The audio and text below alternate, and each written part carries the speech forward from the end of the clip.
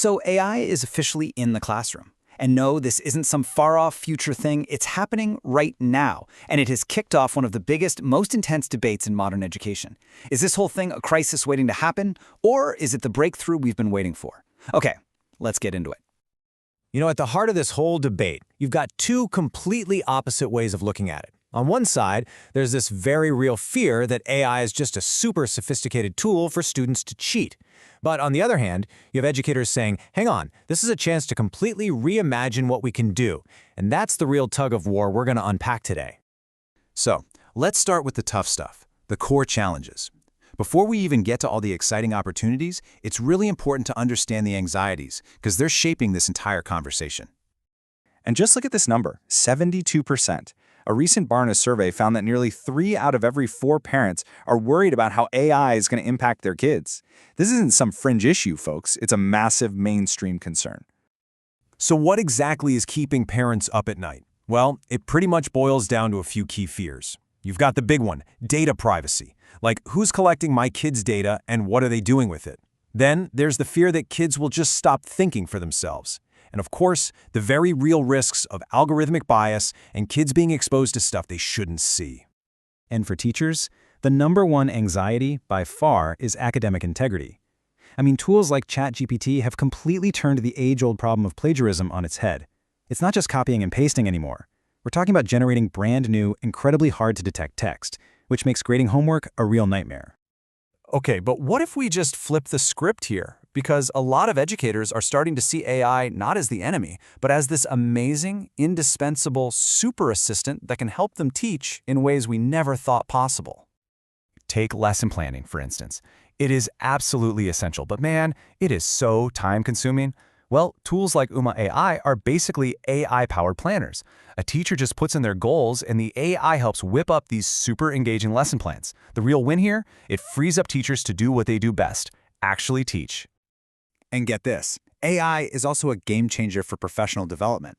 There's this app called TeachFX that uses voice AI to analyze what's being said in the classroom. It gives teachers real, objective data on things like, am I talking too much? Or what kind of questions am I asking? It's basically like having a personal instructional coach in your pocket, 24/7. So, to kind of sum it up for teachers, AI is really being built to be this powerful support system. We're seeing it help with mentoring new teachers, automating boring paperwork, and giving personalized feedback. The goal behind all of it is to empower teachers, not replace them. And this quote from a science teacher named Lisa Apau just nails it. She says she's not going to fight the battle against AI. Instead, she wants to teach kids how to use it ethically. That is such a huge mindset shift, right? It's moving from banning the tool to teaching the skills needed to use it right. All right, so we've talked about teachers. Now let's switch gears and look at how this is shaking out for students. Because for them, AI is becoming this revolutionary personal tutor, available anytime, anywhere. This quote really captures the big, optimistic promise of AI for students. The idea is to finally move away from that one-size-fits-all classroom model and toward an education that actually adapts to each individual kid's needs and pace. So what does that actually look like? Well, it means AI that can make a math problem harder or easier in real time. It means apps that can listen to a child read and give them gentle feedback. It could even mean using AI to spot the early signs of learning disabilities, like dyslexia. It's all about creating a unique support system for every single learner.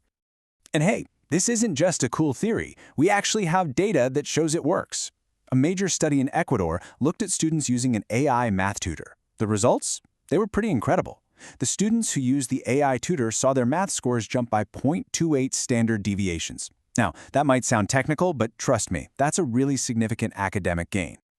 So we have all this incredible potential on one side and all these very real challenges on the other. Where do we go from here? Well, the consensus is clear.